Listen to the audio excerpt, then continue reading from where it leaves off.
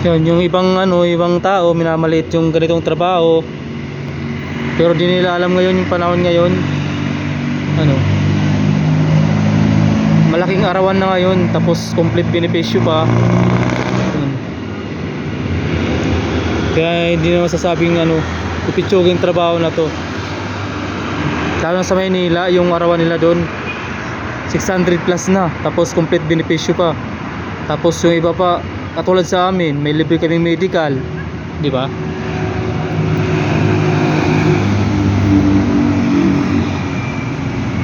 Ang kalaban mo lang dito talaga yung yung init.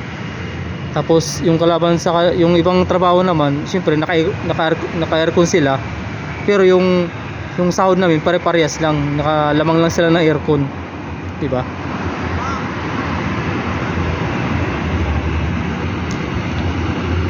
Pero yung arawan ay pare-parehas.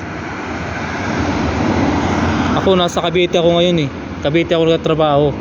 Pero yung arawan ko dito halos Manila na rin. Parang tapos may night differential. Basta kumpleto yung dito. Yung benepisyo dito. May 30 month. Yun. Tapos may holiday, rin, kumpleto rin. Ang init, ang kalaban mo lang talaga dito yung yung init lang talaga. Talaga hindi mo maiwasan dito na hindi masisikatan ng araw. Panggabi lang talaga yung third shift. Hindi ka talaga masisikatan kasi gabi nga, di ba? Tapos sayahing paggabi.